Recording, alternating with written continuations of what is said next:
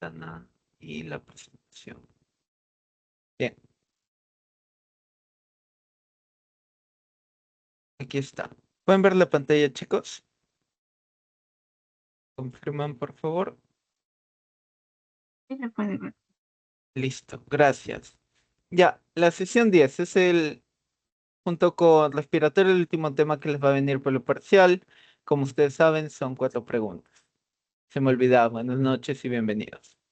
O buenas tardes o buenos días a la hora que estén viendo este video futuramente. Entonces, nos vamos a guiar de estos 3 puntos: secreción gástrica, procinéticos, laxantes y antidiarreicos. Aquí en procinéticos, pues vamos a volver a tocar algunos temas de lo que sería la dopamina, la histamina. Tal vez no han visto la histamina conmigo, pero la dopamina sí recuerdo haberles dicho bastantes cosas, incluso antes de su parcial, y sigue presente aquí. Entonces, sin más dilación, nos vamos a lo que sería la secreción gástrica. Para lo que es la secreción gástrica, chicos, esta de aquí, esta de aquí, esta de aquí que ven, verde, es la célula parietal. No estamos en una clase de fisiología, fisiopatología como tal, pero acuérdense, célula parietal. Esta célula parietal tiene su ATPasa de potasio y de hidrógeno, potasio. Entonces, ácido clorhídrico, HCl. ¿Qué nos interesa el HCl? El hidrogenión propiamente va a estar siendo expulsado por esta bomba ATPasa. Y el potasio es el que va a estar ingresando. Ahora este es una ATPasa, así que va en contra de la gradiente, donde hay más potasio en el intracelular. Entonces va a fugar al extracelular. Lo que hace esta bomba es la inversa. Ahora, aquí, si se dan cuenta, tenemos a la acetilcolina, a la gastrina y a la histamina. Y aquí tenemos a las células enterocromafin-like. Enterocromafin-like. O sea, similares a. Lo que nos importa de aquí es, vean esto, el calcio y el AMP cíclico. Ambos son estímulos para la activación de esta ATPasa. Entonces, si ustedes hacen un poco de memoria, pues acetilcolina, GS para calcio. La histamina, MP cíclico. Entonces, disculpen, GQ. Aquí sería una Q. Y aquí sería una S. Si es que no me estoy equivocando. Sí, si no, luego me corrijo, chicos. Me acabo de olvidar. Todos nos podemos olvidar. El punto de esto es que aquí vamos a tener el ácido clorhídrico. Entonces, este es el responsable de la acidez. Nosotros sabemos que el estómago tiene un pH ácido, que va a comenzar la digestión de las proteínas y demás, ya. Todo eso ya lo sabemos. Ahora, lo que nos importa aquí, o por qué es importante este tema, es que existen múltiples enfermedades llegando a la cabeza lo que serían las úlceras gástricas. Entonces, normalmente estas pueden producir el sangrado. Tenemos al Helicobacter pylori como principal promotor de esto. Entonces, dejen un momento las líneas rojas, excepto la úlcera, y vamos a ver acá la célula parietal, los estímulos de la proteína G, que puede ser a través de la prostaglandina E2 inhibitorio, es decir, este es un GI. Tenemos a la gastrina, que básicamente es estimulante, la histamina, que es estimulante, acetilcolina con los muscarínicos, que también es estimulante. Entonces, aquí tenemos lo que sería la bomba de protones, la hidrógeno, potasio, TPasa. Tenemos también cotransportadores de lo que sería el potasio y cloro. Entonces, hasta ahí ya entendemos lo normal. Pero, aquí miren, los AINES inhiben la cascada del ácido araquidónico. Entonces, la prostaglandina no, digamos, entra en un balance de la secreción ácida. Entonces, aquí nace el principio de que si vas a tomar un AINES, cual sea, debes comer antes.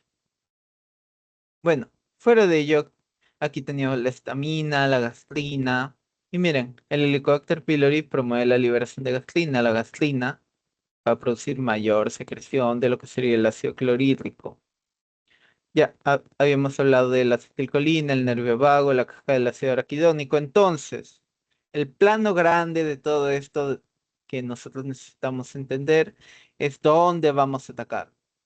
Entonces, el primer punto que nosotros debemos entender es que esta bomba de aquí, la bomba de protones, la hidrogenión potasio, potasio hidrogenión ATPasa, es la que promueve, por así decirlo, la formación de ácido clorhídrico porque esta libera hidrogeniones.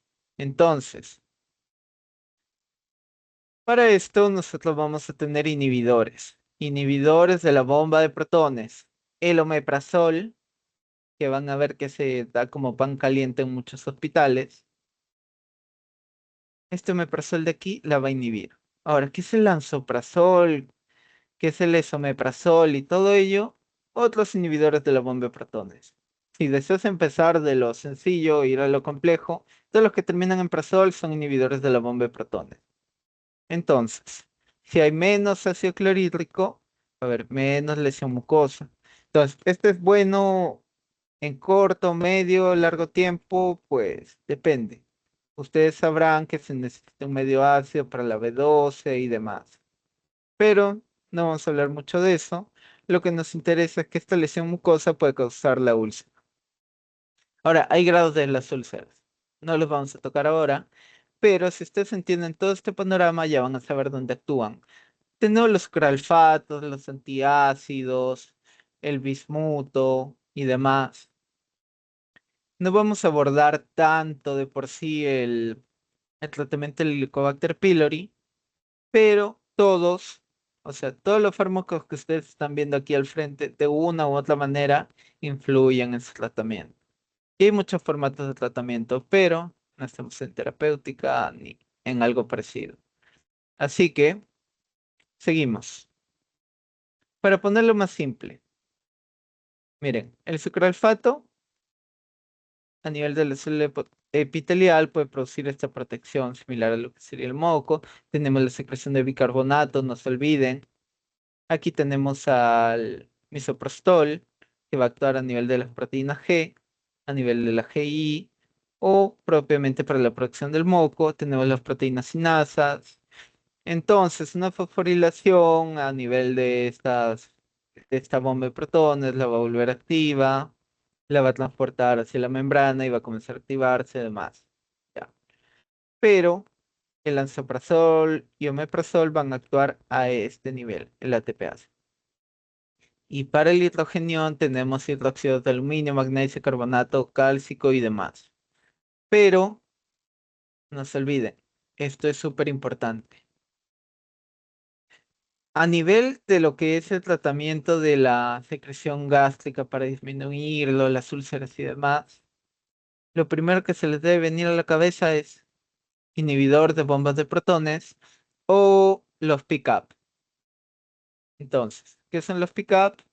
Similares a la bomba de protones, solo que van a actuar como si fuesen el potasio. Ya lo vamos a explicar más adelante, pero este de aquí básicamente es como el eje de la terapéutica. Bueno, luego tenemos la acetilcolina, la gastrina, que básicamente aumentan el calcio y por tanto, digamos, también hay una activación de estas bombas de protones. Entonces, y para lo que son los antagonistas de TH2 tenemos cimetidina, famotidina, ranitidina. Todos estos terminan en tidina. Esta de aquí, la ranitidina, tengo entendido que ya no hay aquí.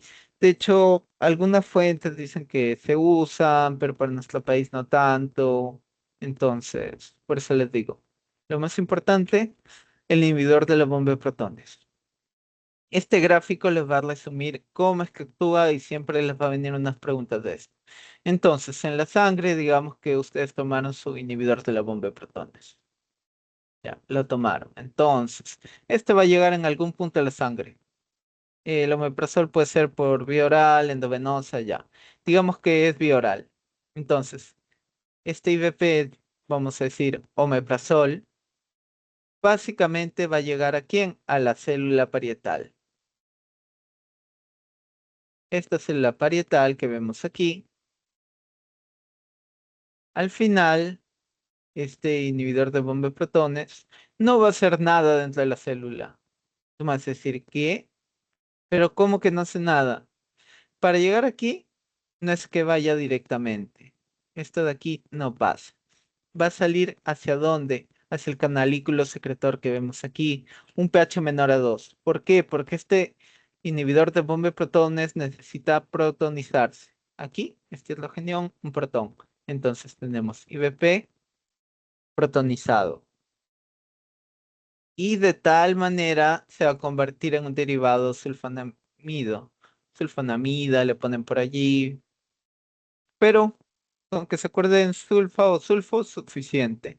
Y este derivado, al final de esto ya protonizado, ya cambiando, va a tener una unión covalente. Aquí se los pongo, unión covalente. ¿Qué significa unión covalente? Una unión fuerte, irreversible. Entonces, básicamente, ¿qué nos quiere decir? Que este inhibidor de las bombas de protones se va a unir a los grupos sulfitrilos a nivel de la ATPase de la bomba de protones. Y esta bomba de protones ya no va a servir. Entonces, al no servir, nosotros sabemos que la célula tiene mecanismos de homeostasis, ¿no? Entonces cumple una función, pero si un receptor o una proteína, lo que sea, está dañado, este lo va a degradar. Entonces lo va a hacer inservible, pero con el tiempo va a haber un recambio. Entonces, así es como funciona. No es que llega al citoplasma de la célula que es 7.3, menor que el de la sangre y se activa, no. Tiene que estar en un medio ácido. Y este es el proceso. Entonces aquí se los puse por si se les olvida. Se difunde al citoplasma, se protoniza en el canalículo secretor, se convierte en medio ácido derivado sulfonamido, como vemos aquí, y luego la unión covalente. Y este es el complejo inhibitorio. Básicamente es ello. Así es como funciona, no hay que darle mucha vuelta, pero recuerden, protonizarse, derivado sulfonamido o la sulfonamida como tal, y necesita el pH ácido. Entonces, le vamos a dedicar un par de diapositivas a esto, así que no se van a olvidar. Bien, aquí en cuanto a los inhibidores de la bomba de protones, aquí les pongo los nombres. Son estos aquí. Omeprazol, esomeprazol, lansoprazol, dexlansoprazol, pantoprazol, rabeprazol. Todos estos de aquí son inhibidores de la bomba de protones y todos terminan en prazol. ¿Qué diferencias tienen? Les adelanto, la mayoría. Disculpe, está escribiendo algo que no era. Esto de aquí es por el CYP 12.9. 19, 9. Ahora les confirmo. Me acaba de dar una laguna mental terrible. Pero creo que es el 12.19. Entonces, este zip 12.19 se va a encargar de degradarlo. Pero no es que este sea completamente diferente a este y a este. No, su formulación química va a cambiar, pero no es algo en que nos vayamos a matar estudiando. Lo que nos importa son sus biodisponibilidades que según cada fuente cambian. Así que, si en su teoría les dicen que el omeprazol es 30-40 o 40-50, es eso. Regularmente, como se habrán dado cuenta, solo les preguntan si la biodisponibilidad es baja o alta, así que no le den muchas vueltas. El pKa, como verán aquí, es variable. Eh, el Tmax también es variable. Hay algunos que demoran mucho más, otros que demoran menos, pero aquí se ve afectada la vida media. Por ende, entonces, la vida media del omeprazol, aquí la mayoría de fuentes no difieren. Es media a 1 hora. Entonces, esto lo deben multiplicar por 5, digamos el límite superior.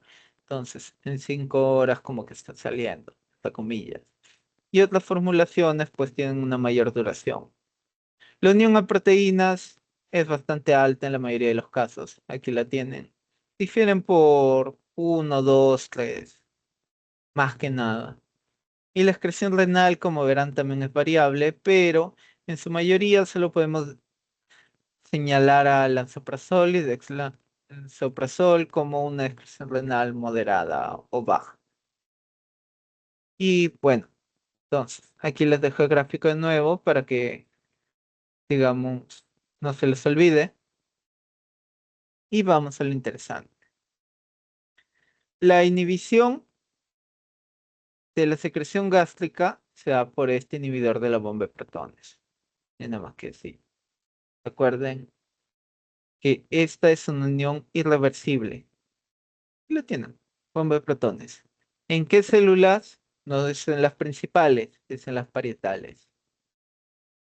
Entonces, habíamos dicho que el mecanismo era inhibir esta salida porque no funcionaba la TPase. Nada más que decir, no, no hay otra cosa importante, pero algo que nos dice la flashcard es que es un profármaco. Ustedes dirán, ¿es un profármaco? Pues teóricamente sí lo es, chicos. Porque aquí no tienen al omeprazol actuando, tienen al derivado sulfonamido o sulfonamida, entonces. El omeprazol y todos estos inhibidores de la bomba de protones serían básicamente profármacos. Es debatible, pero igual se lo señalo. Entonces, aquí habíamos dicho que la forma activa en el medio ácido. Canalículo secretor, no hay más que decir. Ahora, tenemos vía oral, pero, aquí dice, pero deben utilizarse formas farmacéuticas con revestimiento entérico para evitar su desactivación por la acidez gástrica antes de ser absorbidos y eliminados principalmente mediante metabolismo hepático. ¿Qué más podemos hablar de esto? No es solo para úlcera gástrica, también se habla de la PEC. El tratamiento Solinger-Ellison. El Solinger-Ellison básicamente es una hipersecreción de ácido clorhídrico entre una de sus características. Y como les decía, tratamiento de Helicobacter hay muchas variantes. Pero aquí nos dice el tratamiento triple para el Helicobacter pylori. Este es uno de los 3 fármacos. Ahora, si les ponen una pregunta y les dice, ¿es más efectivo un inhibidor de la bomba de protones o un antagonista H2? El inhibidor de la bomba de protones es más efectivo. Entonces, hasta allí ya lo tienen. Pero, lo vamos a ver más adelante, los pickups, entre comillas, los más nuevos, son bastante nuevos de hecho, no van a encontrar mucho en los libros. Los ponen en perspectiva futura, solo parecido, pero entre comillas son mejores. Y bueno, ¿cuál es el problema de cualquier fármaco nuevo que sea mejor? Que es más caro, menos accesible o no lo tenemos. Aquí les pone las IEP son más eficaces que los antagonistas H2. Y bueno, los efectos adversos, pues existen. Esto no es milagroso. Cefaleas, dolor abdominal, diarrea, infecciones gastrointestinales. Puede causar hipomagnesemia, fracturas. De hecho, en los efectos adversos que les van a enseñar en su clase, los van a clasificar entre antiguos, nuevos, los que están propuestos, los que no, pero estudien lo que puedan y razonen lo que puedan, chicos. No se llenen de cosas que luego no se van a acordar. Esto es lo principal.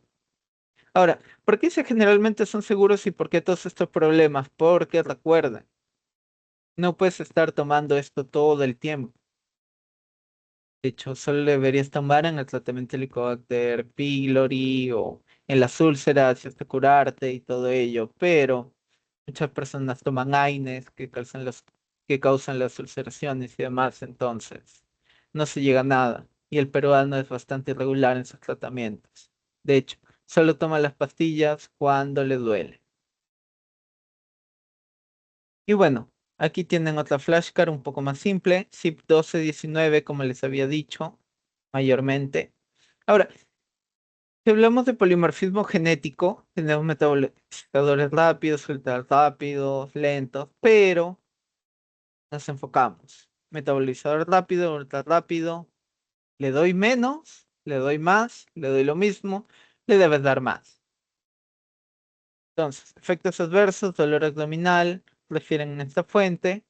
Y aquí importante, las interacciones, que vamos a ver una tabla de esto porque siempre lo preguntan, puede inhibir a estos medicamentos. Entonces, imagínate que llega una paciente con cuadros de epilepsia recurrentes y la tratan con fenitoína. Entonces, tú dices, tiene una úlcera, ya, dale omeprazol endovenoso. Pues no es una buena opción, porque la úlcera hay formas de tratarla, otros fármacos también, pero si nosotros inhibimos el metabolismo de la fenitoína o de cualquier otro fármaco, pues si recuerdan un poco de antiepilépticos, o se pueden causar más convulsiones, si es que aumenta el fármaco, si disminuye. Entonces, son muchas cosas, así que ténganlo en cuenta. Algo más que deban saber, pues no, aquí repite lo de la flashcard anterior, no hay mucho más que resaltar. Entonces, aquí viene un par de cositas que les van a preguntar. El primer distractor que les van a poner, ácido acetil salicílico. Te van a poner, marque cuál de estas es verdadero y te ponen los inhibidores de la bomba de protones aumentan la concentración de el ácido acetil salicílico. Y otro te pone la reduce, entonces ahí te siembra la duda y te dice, me han puesto el fármaco 2 veces en aumentado y disminuido. ¿Cuál es? Ninguno, pues. No afecta la efectividad del antiagregante. Entonces, la interacción es nula. Sigue igual. Prasugrel, que si recuerdan, familia o primo o hermano de clopidogrel, no se ve afectado. Algo importante que he aprendido en estos últimos días es que en el Perú solo tenemos este de aquí. No se usa este de aquí. Porque este de aquí y otros similares hacen sangrar al peruano mucho, como dijo un docente. Entonces, para el clopidogrel, que como el ácido acetilsalicílico se toma en muchos casos de ACV o de persona anticoagulada, pues así como hay ACV isquémico, también hay hemorrágico. Entonces, para el clopidogrel, incrementa los riesgos de eventos cardiovasculares mayores. Esta es la teoría. Pero nos dice que no hay un aumento de la mortalidad global. Entonces, tengan cuidado por allí. Les pueden poner la segunda parte o la primera. Ahora, en anticoagulantes orales, la warfarina que habíamos hablado la clase pasada, pues esta warfarina, el esomeprazol y el omeprazol disminuyen su clearance, es decir, la depuración de este, sin implicaciones clínicas. Entonces, de nuevo te botan otro señuelo. Dicen que disminuye, pero no tiene implicaciones clínicas. Entonces, cuidado aquí. El pantoprazol no le afecta. Para la teofilina, no hay nada. Entonces, aquí vemos que no hay nada, aquí vemos que no hay nada. Inhibidores de la proteasa, pues sí, disminuyen su absorción y reducen su biodisponibilidad. Digoxina, aquí importante, omeprazol puede incrementar los niveles séricos de digoxina y el pantoprazol no. Entonces, cuidado con la digoxina, por ejemplo. El diazepam, se aumentan todos los niveles de las benzodiazepinas, chicos. Aquí tienen. Cepam, Solan, Solan, Cepam, Solam. Todos ellos aumentan. Pero recuerden, pantoprazol, lansoprazol, rabeprazol, tienen menos probabilidad de esto. No significa que no lo tengan. Porque si les ponen que no tiene, pues también está mal. Metlotrexato, pues se puede elevar. Anticonceptivos orales, pues no hay evidencia. Levotiroxina. Si se acuerdan, la levotiroxina se debe tomar en ayunas. Se propone 1 hora, entre comillas, antes del desayuno. Pero aquí nos dice claramente, levotiroxina, administrar 1 hora antes o 4 horas después. Entonces, tengan esta consideración aquí. El Itraconazol oral, pues, puede reducir su eficacia.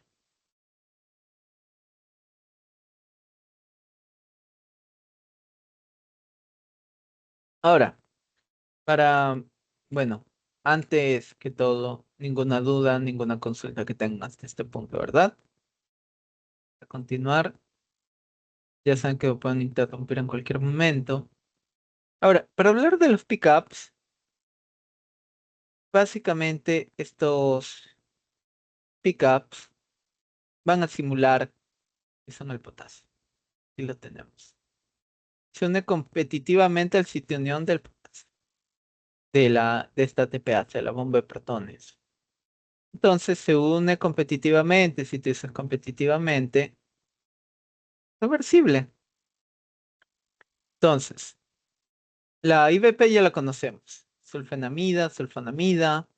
La concentración, pues, es 1000 veces más en el plasma, pero los pickups tienen 100.000 veces. Las sulfonamidas son equivalentemente, esto ya lo vimos, entonces, covalentemente irreversible. Básicamente es algo como contrario, entonces, no hay que hacer mucha memoria. Entonces, está relacionado con la vida media del complejo sulfenamida enzima, entonces, esta bomba de protones con la sulfenamida, complejo inhibitorio, vida media se debe degradar. En cambio, este está relacionado con la vida media del fármaco en el plasma. Efecto después de la dosis, aquí importante, importante. Los pickups tienen un efecto pleno desde la primera dosis. Pleno, completo, como lo quieran ver. En cambio, los IVPs tienen completo después de dosis repetidas. Entonces, una persona con un dolor en el epigastrio por una úlcera toma el IVP y le disminuye el dolor, pero igual puede existir, puede haber acidez, yo qué sé. Pero es completo después de dosis repetidas. Actividad antisecretora, pues, es comida independiente, pero la IVP es dependiente de la comida. El efecto del polimorfismo genético, pues, los pick-up no tienen este efecto y los IVP sí lo tienen, en la mayoría de casos. Hay algunos que son excepciones. Hasta este punto hemos tocado lo que son los pick-ups y los IVPs. Ahora, los antagonistas H2, lo que se deben acordar de estos, les voy a explicar todo de igual manera, no lo voy a saltar, pero tienen menos efectividad. Entonces, aparte de ello, producen tolerancia al rebote. Algunos dicen que si se puede usar, no se puede usar. La ranitidina teóricamente no se usa. Y estos de aquí ni los habrán escuchado y tampoco los habrán visto por allí. Entonces, inhibición de la secreción de ácido gástrico, si recuerdan, si regresamos hasta aquí, teníamos la histamina, promueve la secreción del ácido gástrico.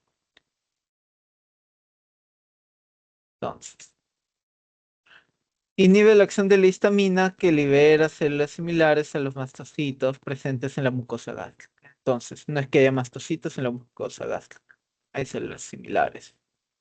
Entonces, esta inhibición es parcial. ¿Qué más debemos saber? Antagonismo competitivo, si es competitivo, mayormente reversible y selectivo a los receptores H2 de las células parietales. Algo más que debemos saber de esto, se puede usar para el tratamiento de úlceras gástricas, duodenales, el ERGE, la enfermedad por reflujo gastroesofágico y úlceras provocadas con AINES. Ahora, lo de los AINES es importante porque muchas veces la terapia del dolor con AINES causa estas úlceras y para curarlo hay que suspender, pero luego la persona vuelve a tomar los AINES y pasa lo mismo. Entonces, es algo común. Los efectos adversos se mencionan como poco frecuentes y menos comunes entre ellos, pero cefalea, alteración del tracto gastrointestinal.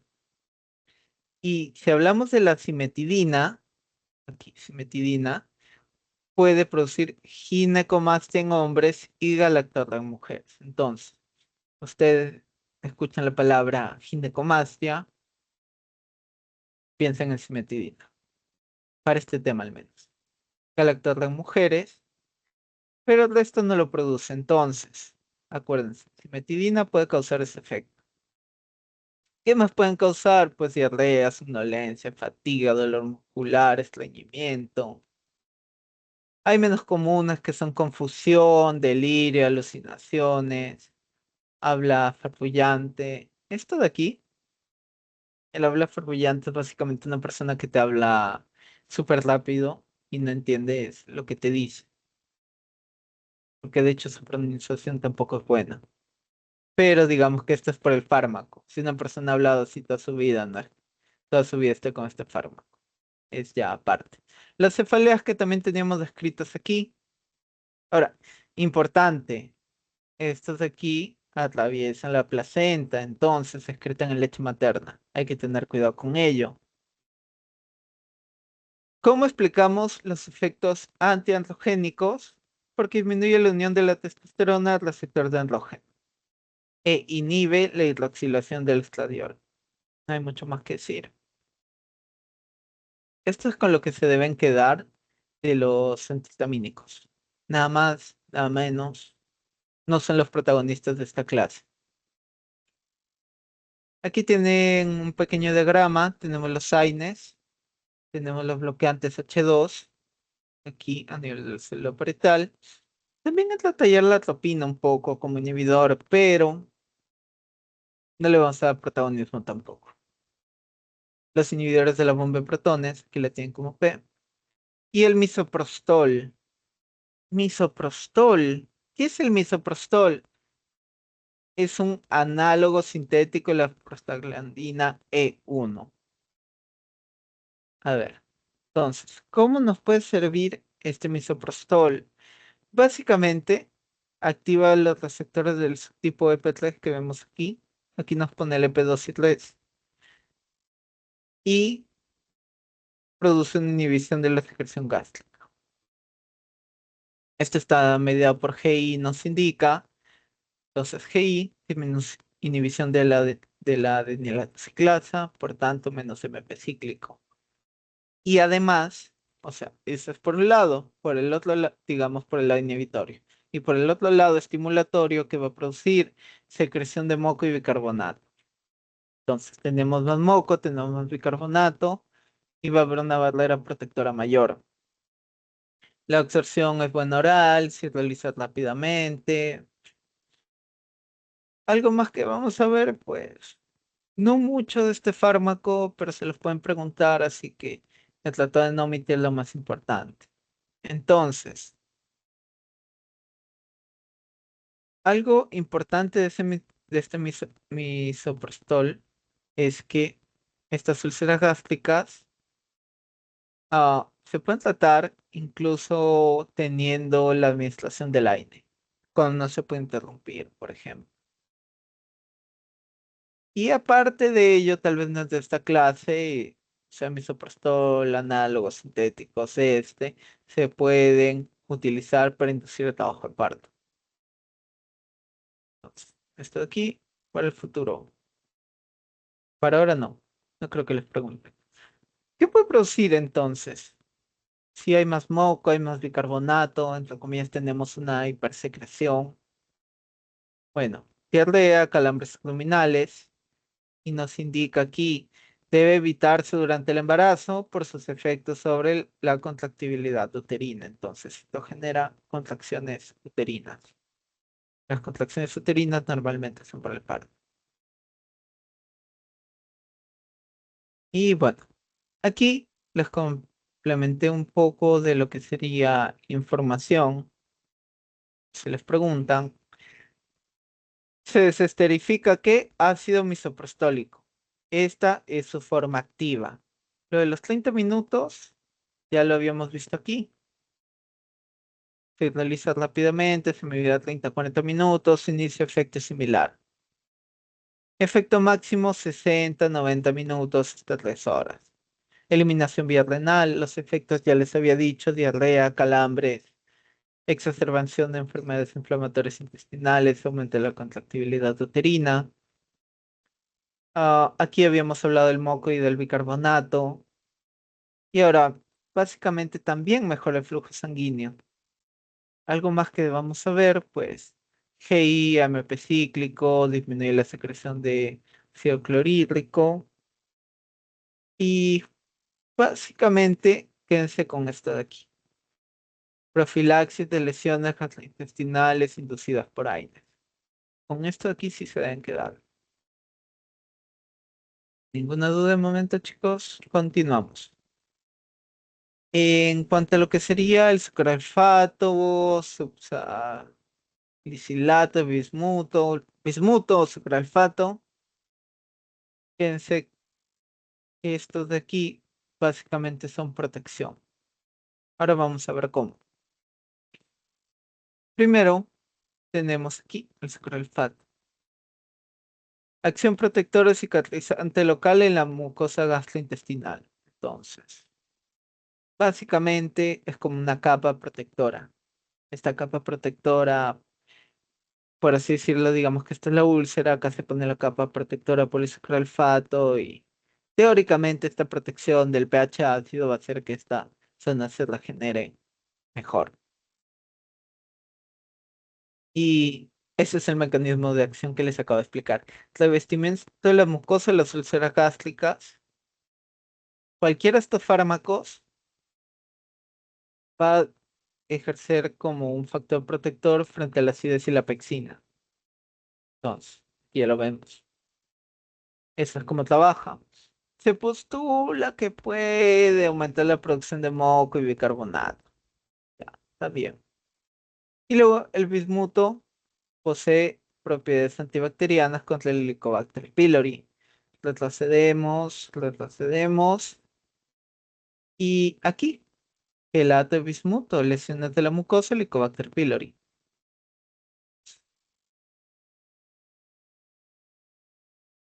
Ya sabemos cómo es que está trabajando. Importante, se absorbe sistémicamente muy pequeña, muy poco. Entonces, dispepsias, úlceras gástricas pseudodenales, erradicación del Helicobacter pylori. ah, También se puede usar para lo que sería la diarrea del viajero. Aquí nos habla de fijación de enterotoxinas, básicamente como una quelación. Ahora, para separarlos, podemos decir, el sucralfato puede causar el estreñimiento, complejos sólidos, que son estos de aquí, y el bismuto, náuseas, vómitos y heces negras. Si es que no han visto un comercial de un producto similar al bismuto con este nombre bastante sugerente, básicamente tiene una aparición rosada, más atractiva a la vista y es como, no es completamente líquido. Ese es el bismuto. Ahora, para hablar de lo que serían los antiácidos como las sales de aluminio y magnesio que tenemos aquí, hidróxidos de aluminio y magnesio, también se habla del carbonato de calcio, única y llanamente quédense con esto. Incrementa el pH en la luz intestinal. En eso se resume todo lo que hacen. ¿Cómo lo hacen? Bueno, nos remontamos un poco a fisiología. Bases débiles que neutralizan el ácido clorhídrico. Entonces, si nosotros aumentamos el pH, ¿a quién le estamos metiendo cabe? ¿A quien obstaculizamos? Pexina. Y otro efecto que puede producir por allí es la síntesis de prostaglandina. Las estimula. Entonces, esto se queda llanamente en el estómago, avanza. Pues en realidad se puede absorber, pero no tiene ninguna implicancia. Aquí lo vemos. Ausencia de efectos sistémicos.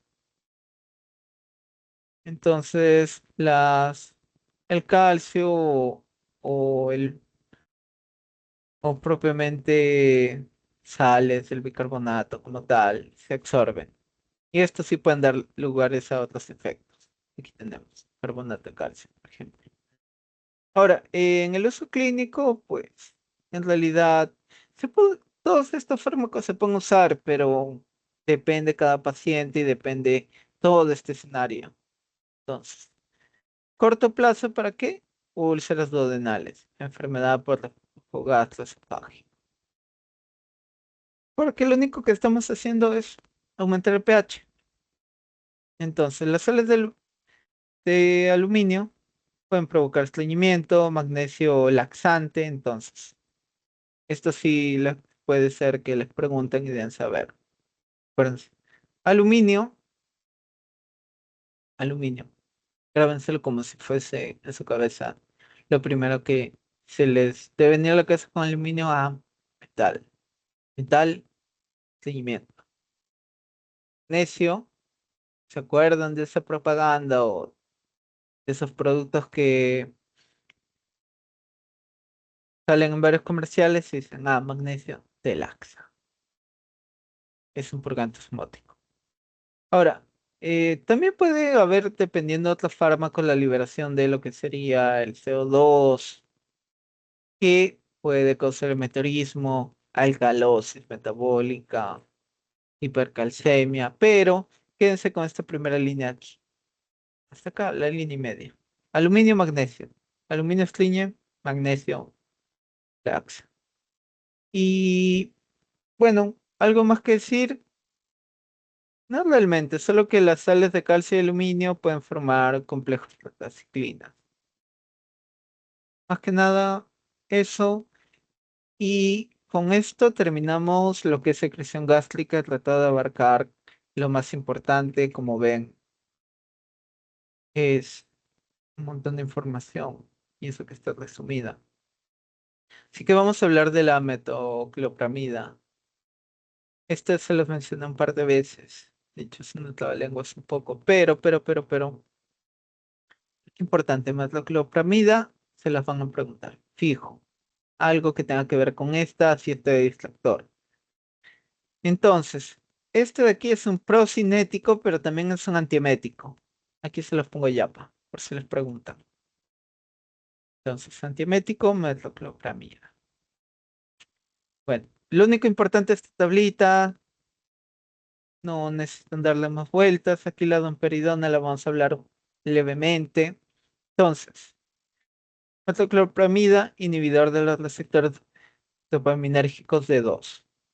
Entonces, motilidad, antiemético, antagonista de los receptores dopaminérgicos de 2. Mecanismo de acción, bloqueo del efecto de la agente de la dopamina sobre el músculo gastrointestinal. Entonces, bloqueo de receptores dopaminérgicos presinápticos, aumenta la liberación de acetilcolina, estimulación del músculo liso, bloqueo de estos receptores D2 en la zona gatillo, receptores, por eso produce el efecto antiemético. Y del centro del vómito, les voy a enseñar una imagen luego, pero básicamente es el uso que se le da. Entonces, algo más que vamos a ver de esto de aquí, chicos, no se olviden. Que puede producir somnolencia, tracciones extrapiramidales, agitación. Y bueno, lo que nos interesa para este fármaco, lo tenemos aquí en la metoclopramida, la zona gatillo de los quimiorreceptores en área postrema. Tenemos la iosina, la sondacentrondo, el acetón. Todo esto de aquí está abarcando lo que son los antieméticos, pero ya vimos dónde actúa la metoclopramida. Entonces, lo que nos interesa para nuestra teoría, los puntos fuertes, son todos los que ven aquí, chicos. Agonismo 5-HT2 puede tener antagonismo 5-HT3 vagal y central, sensibilización muscarínica, antagonismo al receptor de dopamina D2. Entonces, no tiene un solo efecto, chicos. Tiene muchos. Y lo que nos importa aquí, más que nada, es el uso clínico y en efectos adversos que vamos a ver un poquito más. Bueno, el efecto, contracciones coordinadas, nada más que decir. Efectos en la parte proximal del tubo digestivo, nos habla, pero aquí nos resalta algo, no tiene efectos de relevancia clínica en la motilidad del intestino. Esto se dice, pero se sigue usando. Aumenta el tono del esfínter esofágico inferior también. Esto de aquí, el metabolismo tal vez, sulfatación y conjugación a nivel hepático. La administración puede variar, musculares de 10 a 15, intravenoso 1 a 3. Tiene bastante uso en la quimioterapia, como se reflejaba aquí, vomita por la quimioterapia. Y bueno, los efectos adversos ya los habíamos visto, efectos piramidales que incluyen tortícolis, trismos, opistótonos, acaticia, distonia, crisis oculo- oculórica, oculógira. Lo he encontrado como las dos definiciones, pero básicamente es que el ojo se te vuelve loco y miras para todos lados. Laringoespasmo, hiperprolactinemia. La hiperprolactinemia ya lo habíamos hablado, en antidepresivos tal vez. Ahora, aquí, esto de aquí, esto de aquí, no se olviden.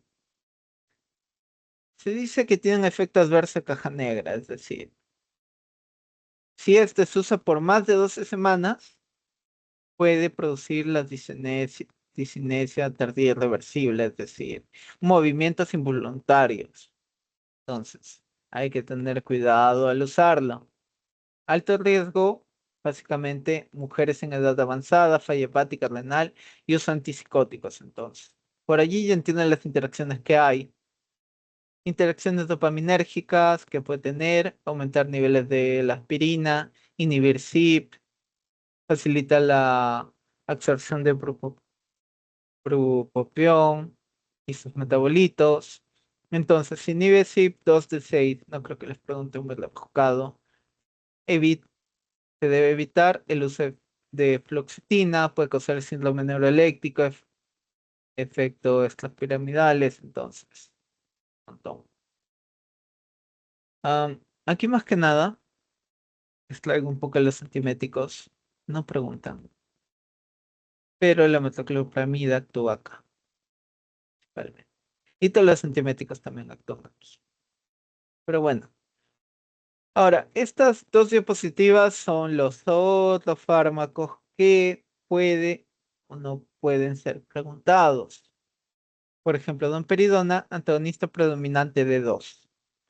Levosulpirida, D2, agonista parcial en dosis reducidas, 5-HT4, ausencia anticolesterácica.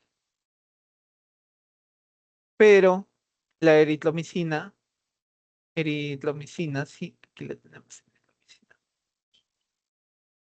Si les preguntan, antagonista de motilina, eritromicina. Nada más que decir. Otras cositas por aquí, pues los efectos adversos. Domperidona se actúa a nivel de D2, efectos no extrapiramidales y extrapiramidales. Entonces, somnolencia, aquí lo tenemos en porcentajes. Extrapiramidales, acaticia, por ejemplo, temblor de manos, inquietud. Endocrinos, miren, la hiperprolactinemia casi un 100%, un 100%. Y también un riesgo cardíaco. Entonces, cuando les hablen de riesgo cardíaco, lo primero que deben pensar es palpitaciones, dolor torácico, prolongación del QT corregido o del QT. Entonces, cuando les venga algo de prolongación del QT, pues es un efecto cardiovascular. Lo pueden tener muchos fármacos para este tema de domperidona, por ejemplo. Para levosulpirida tenemos similar, pero aquí se le agrega uno pequeñito, el síndrome de piernas inquietas y el neuroléctrico. Entonces, por allí pueden hacer diferencia. Ahora, la levosulpirida también puede causar incremento de peso, alteraciones menstruales, arritmias cardíacas.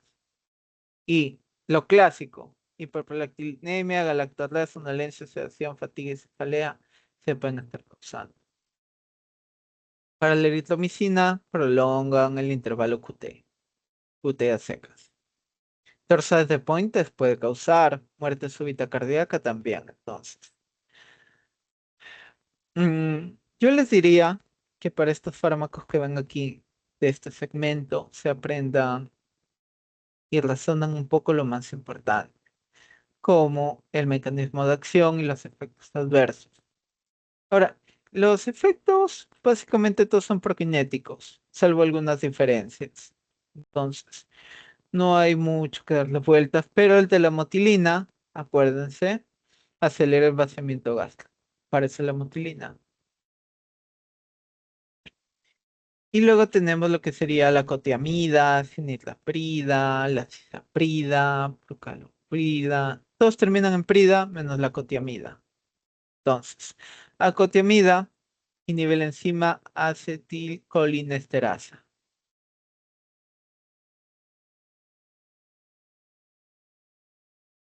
Entonces, aumenta la fuerza de las contracciones, facilita el vaciamiento gástrico, actúa en el intestino y el eje cerebro-intestino. Entonces, todo. Efectos adversos, sí sé que tiene mínimos, pero no olviden, diarrea, cefalea, aumenta los niveles de prolactina.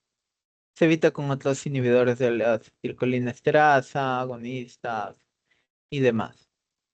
Y todas las pridas que ven aquí, pues pueden actuar a nivel de 5HT4 primordialmente.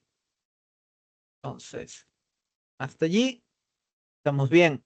Pero la cisaprida, arritmias cardíacas graves, incluso mortales. Las interacciones, pues, se resaltan. Las interacciones con cimetidina, omeprazol, macrólidos y todo ello. Pero un poco complicado de preguntar. Luego, a la cinitiprida y la cisaprida, pues también tienen otros efectos. Anti-D2 débil, anti-5HT3, 5HT3, débil D2. Entonces, no le den muchas vueltas, vayan directo a la yugular por aquí. Es mi consejo. Y la última parte de esta clase son laxantes y antidiarreicos. Miren, hasta aquí, chicos, si se dan cuenta, un montón de fármacos y de clasificaciones. Entonces, tienen que ordenarse bien para estudiar estos temas. Los laxantes podemos hablar de fibra dietética, no los voy a marear con fibra mala, fibra buena, laxantes osmóticos, agentes humectantes de las heces y emolientes, no los emolientes que venden en las esquinas en la mañana y en la tarde noche, no. Laxantes estimulantes y prosecretores. Entonces, hay de todo un poco. Los antidiarreicos también los vamos a ver. Así que esta es la tercera y última parte de lo que sería la clase. Aquí tienen un esquema. Tenemos disminución del peristaltismo. Tenemos estos de aquí. Docusato, procaloprida, parafina líquida. Fíjense con el docusato, por ejemplo. Ahora, si hablamos del sistema nervioso parasimpático entérico, tenemos loperamina, loperamida y sus similares. Yo ya les había mencionado la loperamida. Eh, lo mencioné en la clase de opioides. Entonces, aumento del tono del músculo liso intestinal. Fuera de ello tenemos sulfatos de magnesio, lactulosa, la lubiprostona. Si se dan cuenta, tosca en cuanto al estreñimiento, lo inhiben. Entonces, básicamente, todos estos que ven como menos van a producir, van a ser laxantes. Y para este lado, pues, por ejemplo, la loperamida tenemos el antidiarreico. Y también hay otros grupos. Pero no se mareen. Si hablamos de fibra, básicamente polisacáridos. Entonces, ¿por qué dicen, come fibra? Este cereal tiene fibra, esto tiene fibra. Básicamente, nosotros no los absorbemos bien. Entonces, se quedan allí, con espacio entre comillas. Producen una masa fecal blanda. Esta distiende el intestino y promueve el peristaltismo. Parece la fibra, básicamente, chicos. Ya les dirán que fibra buena, fibra mala y todo ello, pero aquí lo vamos a dejar como esto de aquí. Ahora, el uso clínico, básicamente, usted lo han escuchado en sus primeros 20 años o más. Estás estreñido a come fibra, entonces, estreñimiento. Entonces, mm, básicamente estos beneficios que puedo dar son variables. Se puede usar para hemorroides, intestino irritable, pero lo importante que se debe tener en cuenta es que deben haber líquidos, de que vale comer un montón de fibras si no estás hidratado. Por lo mismo, si nosotros no absorbemos eso, teóricamente las bacterias están allí, ¿no? Estas, digamos, queramos o no, este material, las bacterias y todo ello pueden producir la flatulencia. ¿Qué más puede causar? No realmente en efectos sistémicos, pero no hay que olvidar que si no, digamos, si el consumo no es adecuado, si no hay hidratación y demás, puede causar obstrucción intestinal. O depende de las patologías que tenga la persona, porque digamos que no a todos les hacen lo mismo, todos tienen las mismas condiciones, ¿no? Luego pasamos a laxantes osmóticos. Podemos hablar de lactulosa, macrogol, sulfato de magnesio. Entonces, cuando les digan osmótico, deben pensar, ya, osmosis. Entonces, va a haber una migración del líquido de un compartimiento al otro. ¿Qué hacen estos laxantes osmóticos? Igual que los diuréticos osmóticos, básicamente. Incrementan la carga osmótica. Entonces, disacáridos en la lactulosa, por ejemplo, y los polietilenglicol es el macrogol. Entonces, se absorben poco y la luz intestinal es la que va a jalar mayor carga osmótica. Entonces, retiene el agua ingerida y extrae agua de la circulación sistémica. Entonces, hay más agua, hay mayor flujo. No hay nada más que decir. Entonces, estos de aquí, estos laxantes osmóticos, ¿a quién se los van a dar? Pues a personas que vayan a ser sometidos a procedimientos quirúrgicos o diagnósticos. En muchos procedimientos, digamos, quirúrgicos, se le va a decir al paciente que no coma o, digamos, le van a dar algún tipo de laxante. O para algunos diagnósticos como pruebas de imágenes, les van a pedir esto. En este caso es en cuanto al sulfato de magnesio. Entonces, magnesio, hexar. No se olviden. El estreñimiento se trata con macrogol y lactulosa, por ejemplo. Pero, no es que tú tomas tu lactulosa, tu macrogol y dices, ah, ya, voy a tomar mi agua y me voy a esperar 30 minutos y me voy al baño. No, no funciona así. Entonces, la manifestación es variable de persona a persona. Aquí nos dice que son 2 o 3 días, puede ser un día, pueden ser 4, quién sabe. Hay personas bastante estreñidas.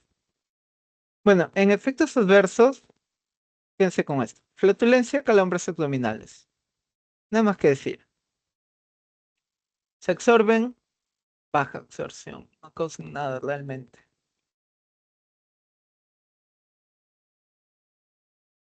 Para lo que serían los humectantes y emolientes, tenemos docusato y parafina líquida, por ejemplo. Entonces, docusato. Entonces, estos humectantes, emolientes, ¿qué van a hacer? Ablandar y lubricar las heces. Y, digamos, si las ablandan, si las lubrican, se van de largo. ¿Cómo es? ¿A qué se refiere con emoliente o humectante? Bueno, todo resúmanlo a emulsionante. Entonces, básicamente, surfactantes con acción emulsionante.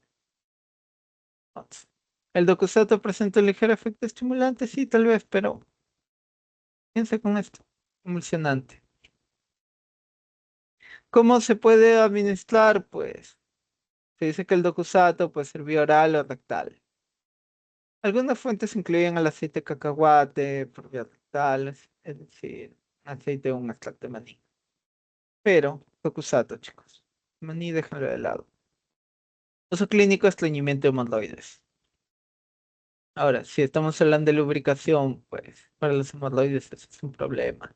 Normalmente la fricción, dependiendo del grado del hemorroide y demás, es lo que puede causar el sangrado. Efectos adversos, pues calambres, mucho que decir. La parafina líquida puede impedir la absorción de vitaminas liposolubles. Pero la parafina líquida no creo que les pregunte. Se les incluye yo más que nada. Entonces, usar. Calambres abdominales rara vez. Y bueno, laxantes estimulantes. Aquí básicamente el bisacodilo es el que brilla. Se habla del glicerol, pero también se les llama irritantes. Entonces, peritonitismo, aquí, como les digo, peritonitismo mediante la irritación de la mucosa. Estimulante, irritante. Y los efectos sobre el sistema nervioso entérico. Pero aquí ya les dije la mayoría. Entonces, también pueden aumentar el volumen de líquido o una secreción mayor, pero acuérdense de eso. Puede ser oral o rectal. Y bueno, el SEN, que creo que no les preguntan, no lo incluyen en la clase, se activa por bacterias presentes en el colon. Uso clínico, estreñimiento crónico. Paciente intestinal previo a procedimientos quirúrgicos que ya hemos hablado. Y aquí importante, bisacodilo, 30 minutos vía rectal. Vía oral, 6 horas. Ahora, también depende, pues. Digamos que si es por vía rectal, en realidad el efecto no es de todo el intestino. En cambio, cuando se toma por vía oral, ya cambia. Depende del procedimiento. Pero no estamos viendo procedimientos. Así que tranquilos. Efecto adverso, la estrella tos laxante, calambres abdominales. Su uso excesivo conduce a tolerancia con atonía del colon.